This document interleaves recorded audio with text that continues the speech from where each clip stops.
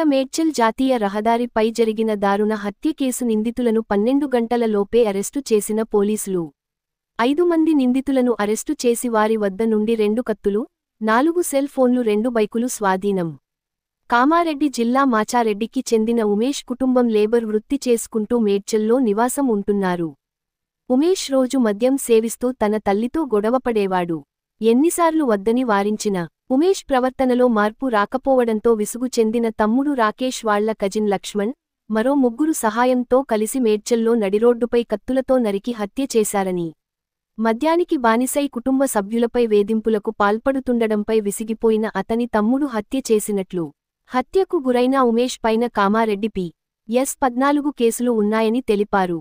ప్రధాన నిందితుడు రాకేష్ మరో 4 సమీప బంధువుల సహకారంతో ఉమేష్ను హత్య చేసి పరారైనారని నిందితులు ఏ1 గులహోత్ రాకేష్, ఏ2 గులహోత్ లక్ష్మణ్, ఏ3 బుక్యా నవీన్, ఏ4 బుక్యా సురేష్ మరియు ఏ5 బుక్యా నరేష్లు. నిందితులను అరెస్టు చేసి రిమాండ్కు తరలించామని తెలిపిన డీసీపీ కోటిరెడ్డి. వెక్స్ అయిపోయి తమ్ముడు ఎవరైతే ఉన్నాడో సొంత తమ్ముడు గుగులోతు రాకేష్ ఇతని యొక్క ప్రవర్తన చూసి ఇసిగి వాళ్ళ ఫ్రెండ్స్ తోటి కజిన్ బ్రదర్స్ వాళ్ళ బ్రదర్ ఇన్ లాస్ ఇలా అందరు కూడా వాళ్ళ రిలేటివ్సే. గుగులోతు రాకేష్ మృతుడికి సొంత brother, Guguloth Lakshman cousin brother అవుతాడు.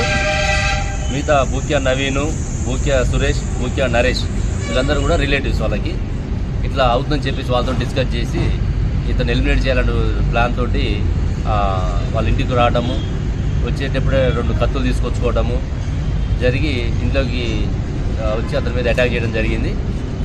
చేస్తున్నప్పుడు అతను పారిపోయే ప్రయత్నంలో రోడ్డు మీదకి రావడం జరిగింది. మీరందరూ కూడా నిన్న టీవీలలో మన సోషల్ మీడియాలో వైరల్ అయింది.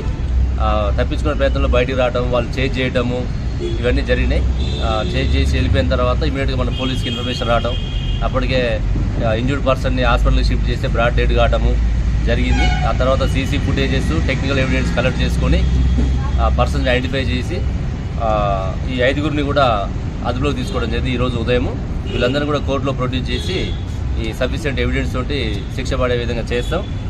అయితే పబ్లిక్ కూడా మా అప్పీల్ ఏంటంటే ఎవరైనా సరే ఫ్యామిలీ ఇష్యూ కావచ్చు, డ్రంకన్ స్టేట్లో కావచ్చు, రకరకాల న్యూసెన్స్ జరుగుతున్నప్పుడు మనకి డయల్ 100 కాల్స్ ఉన్నాయి. నియరెస్ట్ పోలీస్ స్టేషన్ ఉంటుంది కాబట్టి మీరు ఇన్ఫార్మ్ చేస్తే తప్పకుండా వీటి మీద కూడా కౌన్సిలింగ్ చేయడం, ఇట్లా మేజర్ ఇన్సిడెంట్స్ కాకుండా చేయడానికి అవకాశం ఉంటుంది.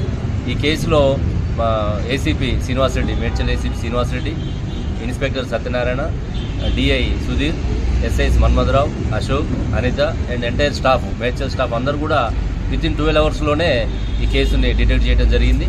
ఈ మధ్యకాలంలో మనకి 2-3 ఇన్సిడెంట్లు అయినా కూడా వితిన్ 24 అవర్స్ 48 అవర్స్లోనే డిటెక్ట్ చేయడం జరుగుతుంది. కాబట్టి మేడ్చల్ పోలీసు బాగా యాక్టివ్గా పనిచేస్తున్నారు. టెక్నికల్ ఎవిడెన్స్ తీసుకుంటున్నారు, టెక్నాలజీని యూజ్ చేసుకుంటున్నారు, హ్యూమన్ ఇంటెలిజెన్స్ కలెక్ట్ చేసుకుంటున్నారు, సీసీ కెమెరాలు పెట్టిస్తున్నారు, ఎన్ఫోర్స్మెంట్ వర్క్ చేస్తున్నారు. కాబట్టి వీళ్ళందరూ నేను ప్రత్యేకంగా అభినందిస్తూ సిపి సార్ కూడా వీళ్ళ రివార్డ్స్ ప్రపోజల్ పంపించడం జరుగుతుంది. ఇలా బీటెక్ స్టూడెంట్ ఉన్నారు, వేరే ప్రైవేట్ ఎంప్లాయీస్ ఉన్నారు, అందరూ కూడా ఫ్లిప్కార్ట్లో పనిచేస్తున్నారు ప్రైవేట్ జాబ్స్. మృతుడికే నేర చరిత్ర ఉన్నది. రెగ్యులర్ జరుగుతున్నాయి, తాగటము, అరవటము, వీళ్ళు కౌన్సిలింగ్ చేయటము ఇవన్నీ జరుగుతున్నాయి. కానీ అతను బాగా హెరాస్మెంట్ ఎక్కువైపోయింది. వీళ్ళు కూడా ఇక తట్టుకోలేని పరిస్థితికి వచ్చారు. అంటే 1-2 సార్లు పోలీస్ స్టేషన్ కూడా వచ్చారు, మన కౌన్సిలింగ్ ఇవ్వడం కూడా జరిగింది. ఇక వాళ్ళందరికీ ఇది కానప్పుడు కేసులు పెడతాం మనం. ఏం లేదు, అట్లాంటి ఏం లేదు. అంత వాళ్ళు ఓన్లీ బ్రదరు, కజిన్ బ్రదర్స్, రిలేటివ్సే, అందరు కూడా వాళ్ళ రిలేషనే. ఇలా మన Guguloth Rakesh, Guguloth Lakshman own brother, cousin brother, మిగతా వాళ్ళు వాళ్ళకి సహకరించిన వాళ్ళు. అంటే ఇదంతా మన ఇన్వెస్టిగేషన్లో అన్నీ కూడా ఎస్టాబ్లిష్ చేస్తాము. మోటివ్ ఏంటి అంటే హెరాస్మెంట్ తట్టుకోలేక అతన్ని ఎలిమినేట్ చేయాలనేది ప్లాన్. ఆ ప్లాన్లో ఇంట్లోనే ప్రయత్నం చేశారు. అతను ఎస్కేప్ అయ్యే ప్రయత్నంలో బయటకు వచ్చాడు. అయినా కూడా వీళ్ళు ఎట్లయినా సరే అతన్ని చంపేయాలనుకుని చంపేశారు. అంటే మనము ఇవాళ మార్నింగే వాళ్ళని అదుపులో తీసుకున్నాం కదా, వితిన్ 2 అవర్స్ అయింది మనం తీసుకొని. ఇంకా పూర్తిగా కూడా మనము డీటెయిల్గా ఇన్వెస్టిగేషన్ మనకు తెలుస్తుంది. అవసరమైతే మళ్ళీ పోలీస్ కస్టడీ తీసుకుంటాం, వెళ్ళండి తీసుకున్న తర్వాత మళ్ళీ డీటెయిల్గా ఉంటే కూడా చెప్తాం. సార్, ఉమేష్ తమ్ముడు రాకేష్ ప్రాపర్టీస్ అమ్మిన తర్వాత ఎవరైతే ఈ నిందితులు ఉన్నారో వాళ్ళకి షేర్ ఇస్తాను, చంపడానికి సహకరించాలి అంటూ కూడా అడిగారు అని అంటున్నారు. కరెక్టే?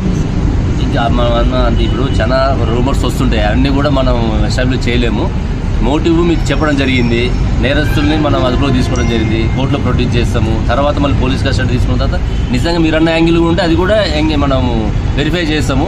అట్లాంటివి ఉంటే కూడా ఆ సెక్షన్స్ యాడ్ చేస్తాం. అంటే వీళ్ళకి ఏం చెప్పి తీసుకొచ్చాడు సార్ రాకేష్? వితిన్ 2 అవర్స్లో మనకున్న సమాచారం మేము ముందు పెట్టాము.